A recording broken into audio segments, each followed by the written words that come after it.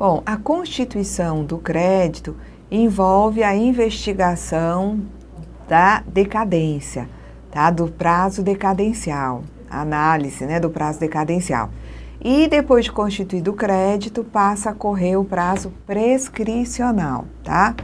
Então, a extinção do direito da Receita a apurar e constituir os créditos tributários, inclusive os previdenciários, bem como o prazo de prescrição da ação para cobrança desses créditos, devem obedecer ao disposto no CTN, no Código Tributário Nacional.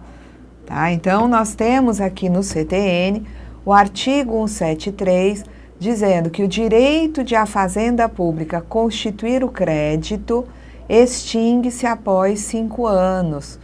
Tá? Então, decai em 5 anos o direito de a Fazenda Pública constituir os créditos. E esses 5 anos, eles são contados a partir do primeiro dia do exercício seguinte àquele em que o lançamento poderia ter sido efetuado. Então, se eu tenho uma contribuição, tá, de fevereiro de 2013, é uma contribuição de empresa, vencimento 20 de março de 2013, significa que a partir do dia 21 de março, sendo o dia 20 dia útil, a partir do dia 21 de março, já está em atraso, se não foi paga, né, está em atraso, eu posso constituir o crédito. Então, se eu posso constituir o crédito relativamente a essa obrigação em março, né, 21 de março de 2013, eu vou me interessar pelo exercício 2013. 2013 é o exercício em que eu posso constituir o crédito. Eu, então, vou contar a decadência a partir de 2014. Conto 5 anos a partir de 2014. 2014, 15, 16, 17, 18. Então, até o final do ano de 2018, eu vou poder constituir o crédito relativamente a essa obrigação de fevereiro de 2013. Então, eu não conto a partir do próprio ano, eu conto a partir do exercício seguinte àquele em que o crédito poderia ser constituído. Também se conta a decadência do direito de constituir o crédito a partir da data em que se tornar definitiva a decisão que houver anulado por vício formal o lançamento anteriormente efetuado. Então, se eu tenho um lançamento que foi considerado nulo, a partir da decisão de nulidade, eu tenho 5 anos para constituir novamente aquele mesmo crédito incluído no lançamento anteriormente efetuado, tá? O direito, né, a constituir o crédito extingue-se definitivamente com o decurso do prazo nele previsto, contado da data em que tenha sido iniciada a constituição do crédito tributário pela notificação ao sujeito passivo de qualquer medida preparatória indispensável ao lançamento, tá? Então, né, o direito se extingue de forma definitiva com o decurso do prazo decadencial, tá? Ok? Então, vamos lá. A ação para a cobrança do crédito tributário prescreve em 5 anos, contados da data da constituição definitiva desse crédito. Então, para constituir o crédito, eu analiso a decadência, tá? Eu só posso constituir o crédito não atingido o direito de constituí-lo pela decadência. Após a constituição do crédito de forma definitiva, o prazo que começa a correr é o prazo prescricional.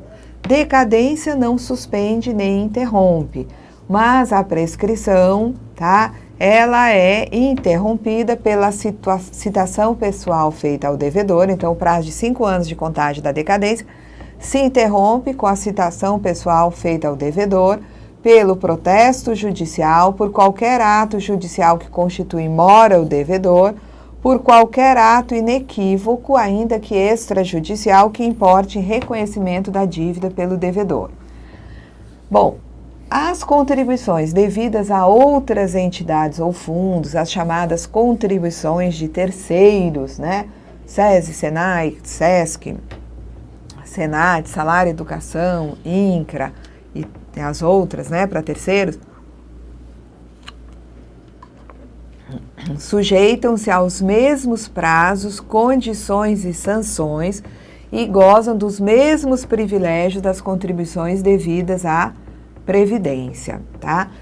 Uma vez constituído o crédito, se deve ter atenção com a questão dos credores, tá? Na questão aí do concurso de credores. Então, o artigo 51, tá?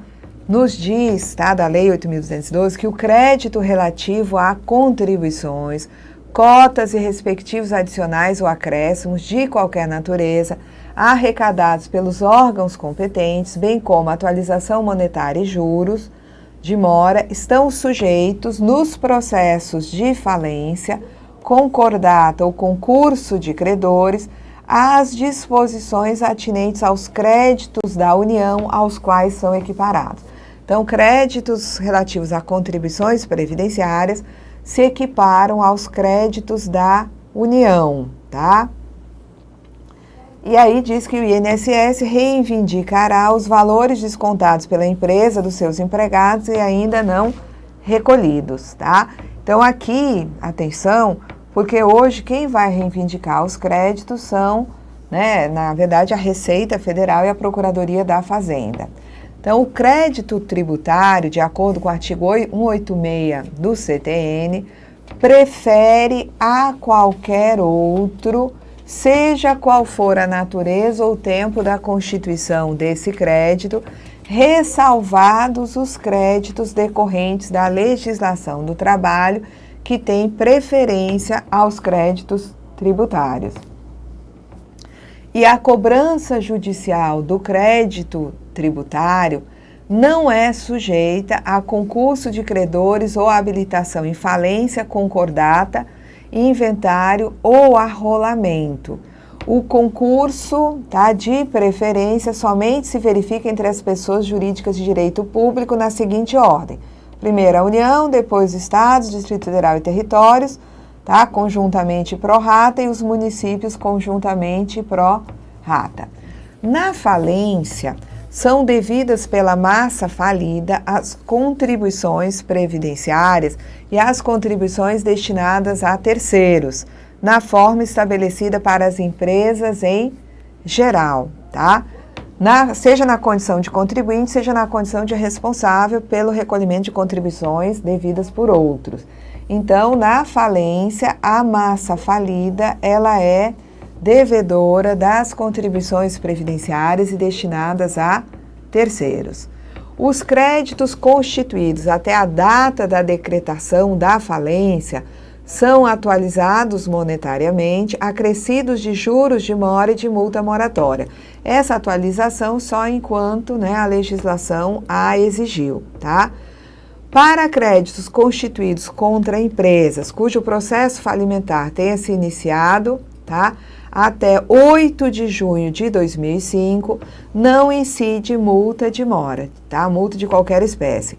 Agora, se é um crédito constituído contra a empresa com processo falimentar iniciado a partir de 9 de junho de 2005, aí incidem multas de mora. Hoje, a previsão de não incidência de multa de mora é só quando for débito de missão diplomática, repartição consular e ainda assim com base nas disposições constantes de acordo entre o Brasil e os países a que pertencem essas missões. Hoje se aplica multa de mora quando é débito no caso de falência, quando é débito no caso de órgãos públicos também vai ter multa de mora, tá?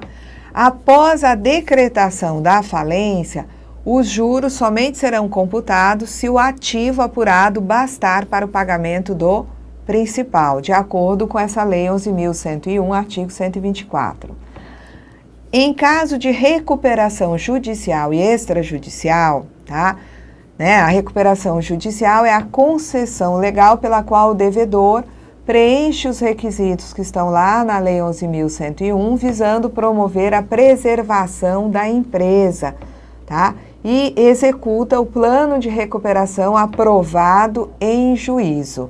A recuperação extrajudicial é uma concessão legal também prevista na Lei 11.101 de 2005, onde o devedor, aqui a empresa, vai executar um plano de reabilitação financeira proposto aos credores e homologado em juízo.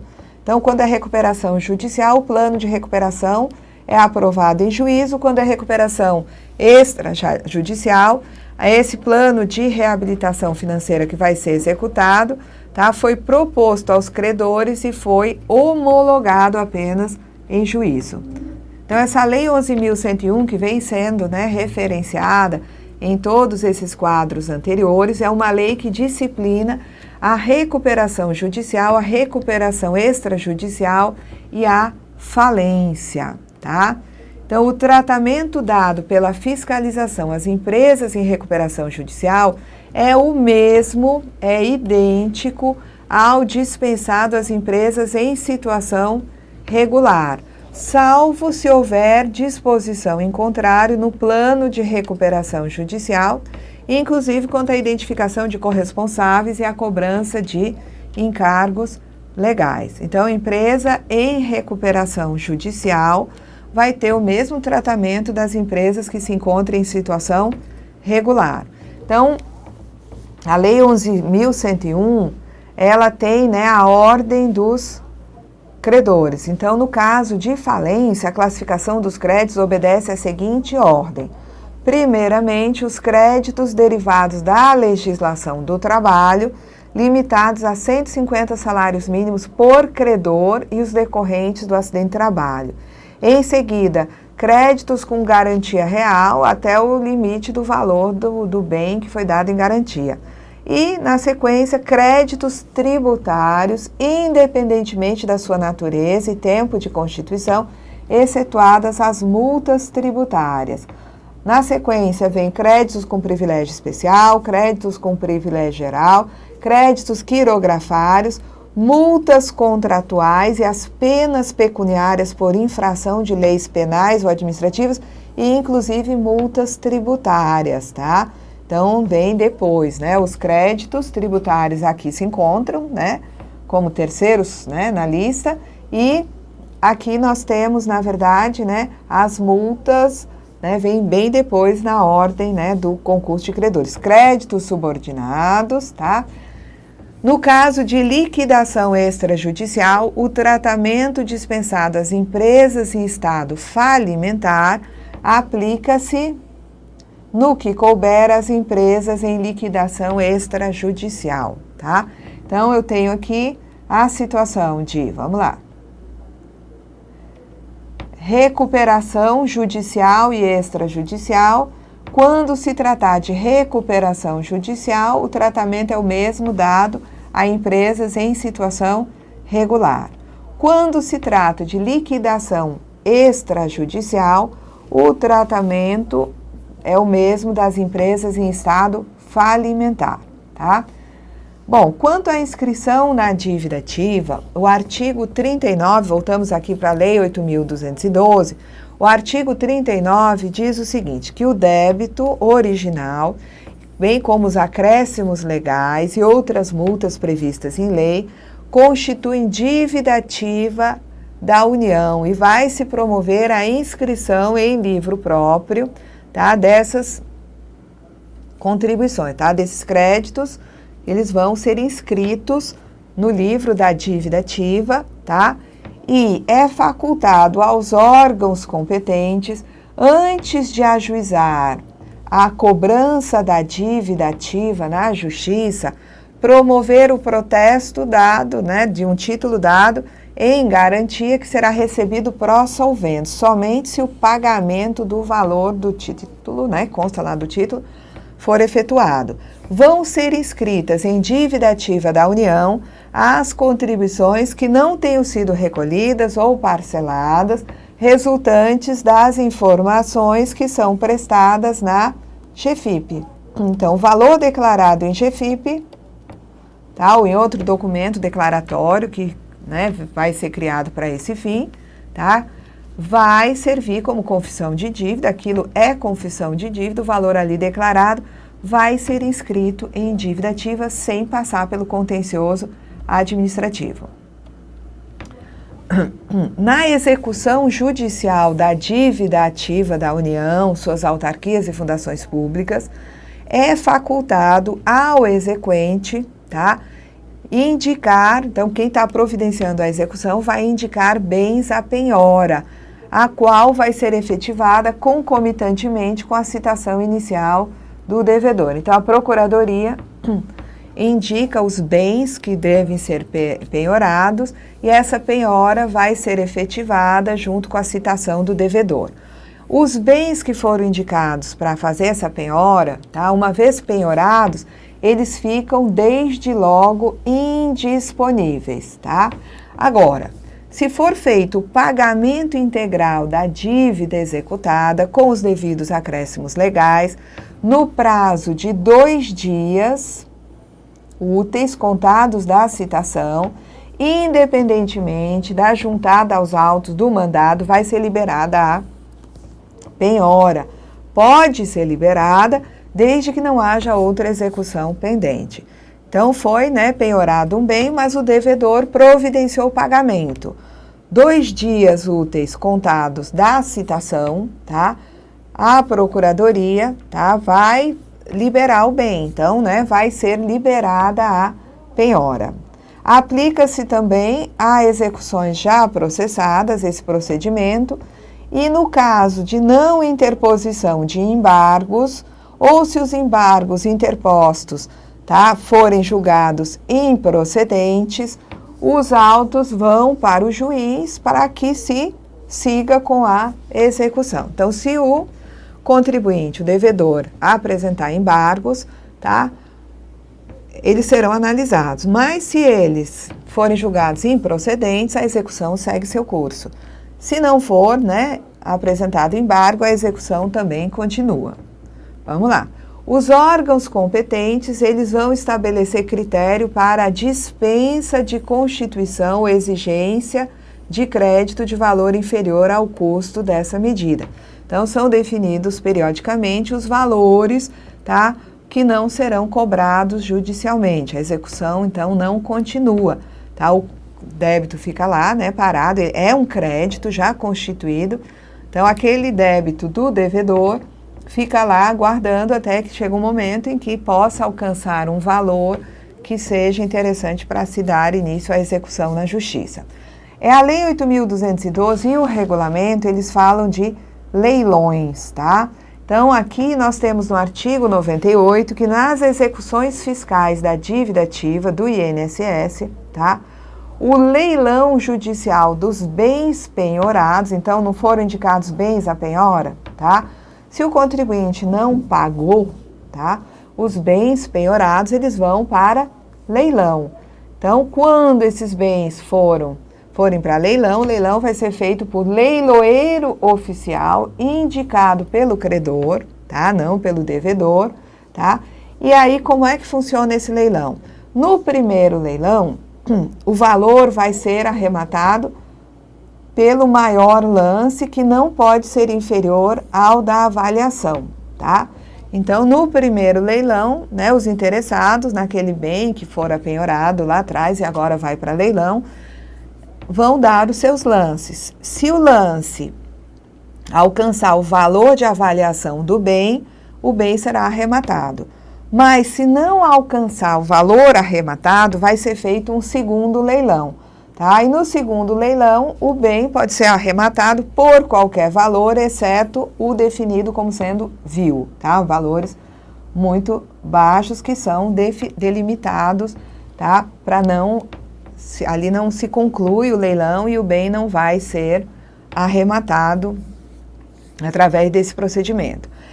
O juiz, a pedido do credor, pode autorizar o parcelamento do pagamento do valor da arrematação. Então, aquele bem foi arrematado, só que o interessado que arrematou não tem condição de pagar à vista, o juiz poderá, né, permitir o parcelamento do valor da arrematação, e esse parcelamento vai ser feito da mesma forma que se parcela débitos previdenciários administrativamente, tá? As condições do parcelamento têm que estar no edital do leilão e o débito, tá, do executado vai ser quitado na proporção do valor da arrematação. Era um débito de 5 milhões, tá?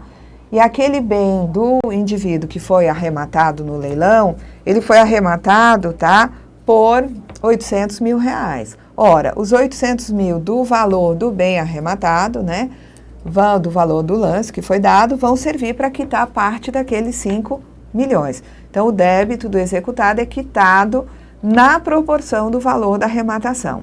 E o arrematante deve depositar no ato a primeira parcela, tá? Então, se ele, né, o arrematante quer parcelar, a primeira parcela desse parcelamento, como acontece com os parcelamentos administrativos, tem que ser depositada à vista, a primeira parcela, tá? Bom, realizado o depósito, vai ser expedida uma carta de arrematação contendo as seguintes disposições: qual é o valor da arrematação, valor e número das parcelas mensais em que será feito o pagamento parcelado do bem.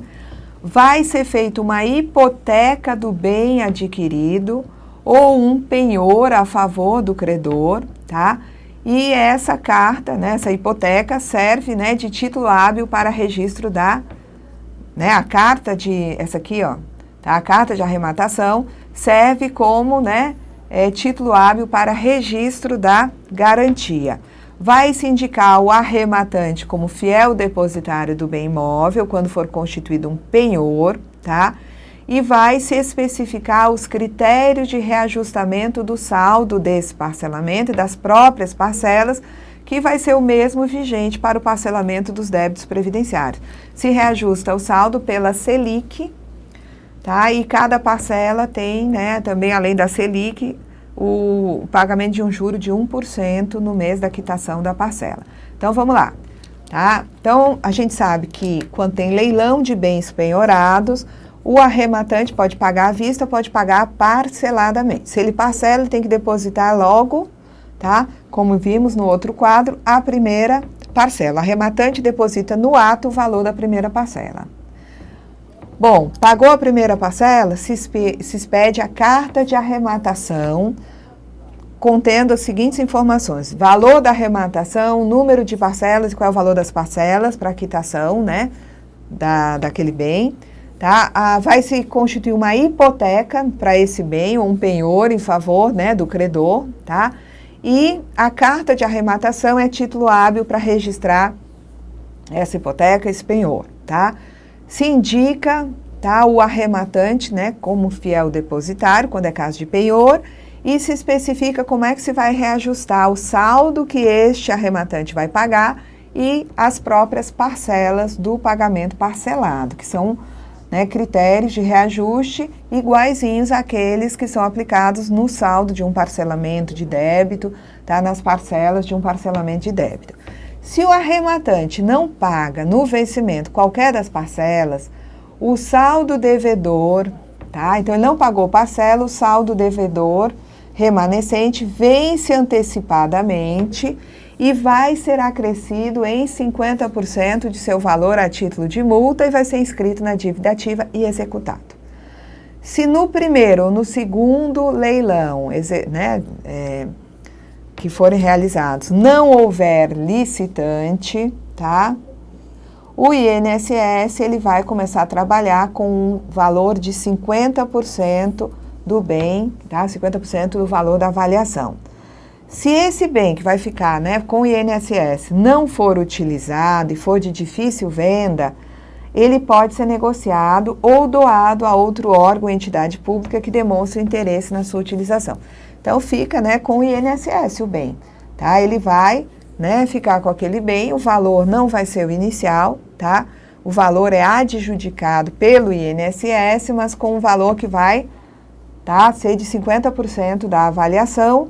E se o INSS não puder utilizar esse bem, ele pode negociar ou doar a outro órgão ou entidade pública, tá? Bom, nas execuções fiscais, né, onde se faz o leilão do bem penhorado, se o INSS não tiver interesse na adjudicação, o juiz, tá, de ofício a requerimento do credor, pode determinar sucessivas repetições do leilão.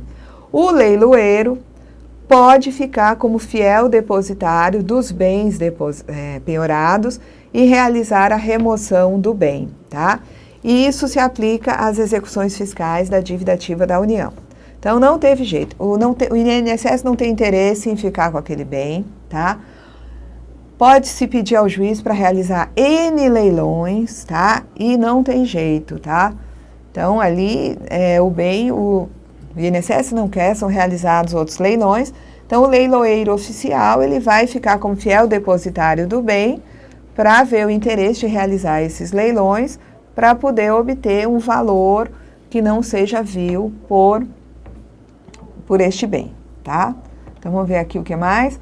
O INSS pode contratar leiloeiros oficiais para promover a venda administrativa de bens adjudicados judicialmente ou que recebem da ação de pagamento. Tá? E no prazo de 60 dias do recebimento desse bem, ele providencia a alienação desse bem por intermédio do leiloeiro oficial. No regulamento, vai se repetir tudo isso que nós vimos aqui, tá? Então, na execução da dívida judicial da dívida ativa da União, tá? Nós temos que o exequente, tá? No caso, a Procuradoria da Fazenda, vai indicar bens à penhora, tá? A gente vai rever esse artigo na próxima aula, ok? Tá? Até a próxima aula.